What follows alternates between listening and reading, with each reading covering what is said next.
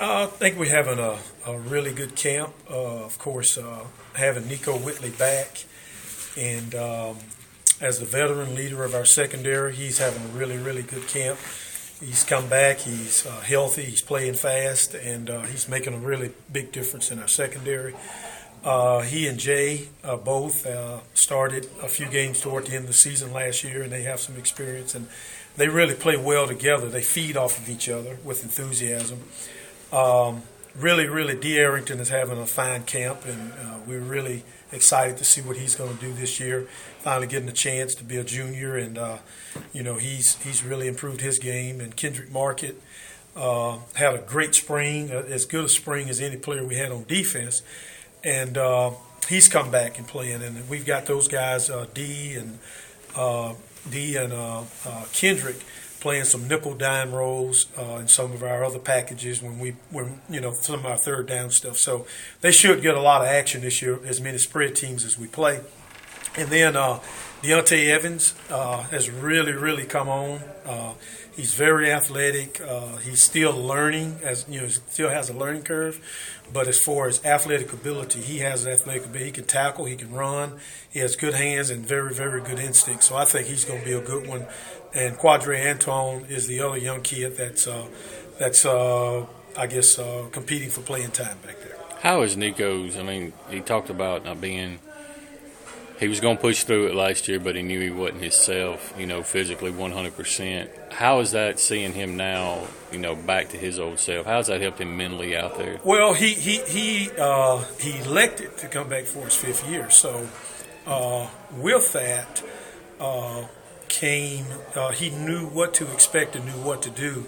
And in doing those things, he's so he's a smart kid. I mean, he's a great student, and now he's become a student of the game because he wants to carry his game to the next level. You talked about his leadership role. How has he kind of displayed that?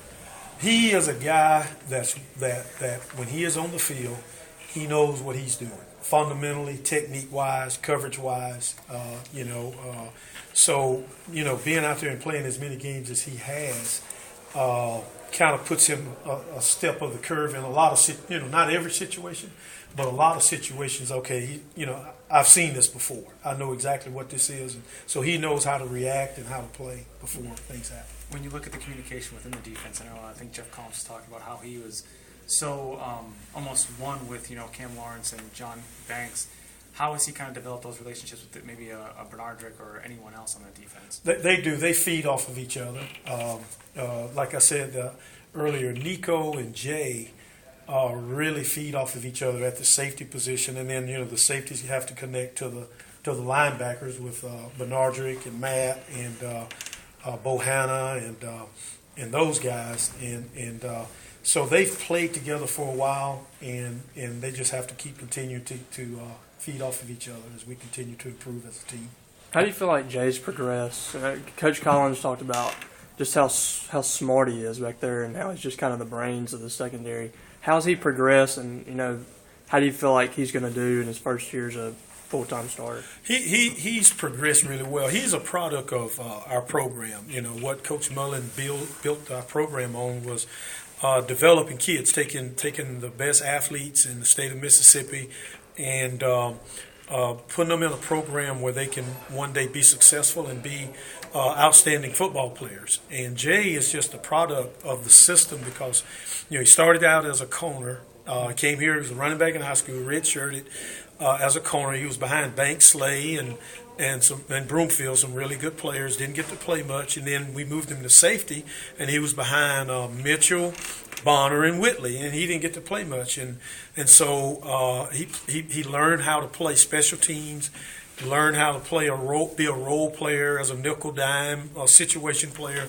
And then when he got his opportunity to play, he's really played well. He's gone out in SEC venues and made plays. And that's the thing that has to continue to grow, is now he's got to go from a role player, a situation player, to a guy that can become a really good SEC player. I know he's just had a few college practices, but in high school, Brandon Wells was a guy that kind of played everywhere, played different positions, and when he got up here, maybe receiver or safety. How is he? What have you seen from him early at that safety position? He is really fast and he's really athletic. And again, we are a developmental program. We take kids like a Brandon Wells who played everything. I mean, quarterback, receiver, defensive back, kick returner. Now he is playing one position and he has to learn, the fundamentals and techniques of that position. Talking to Jay in the spring, he said that now he's got more confidence back there. He's willing to talk to older guys. Was he really talkative as a kid too, or is he? You see a little different out there? No, he's Jay has always been a very, very fierce competitor. He never talked a lot, but when he was growing up, junior high, he was a quarterback. He was a quarterback in the 10th grade, and so he had to call the signals, and so he's always been in a leadership role, whether he's kind of calm and cool and collective, but he's kind of grown out of that shell here because not only confidence in playing his position, but the program gives him confidence. Say, hey, I've worked my butt off to get this opportunity, and now it's my time to shine. So I'm going to do everything I can to be successful. And he's earned respect from the players, so they look at him. Here's a guy that does things the right way. We were talking about that. He's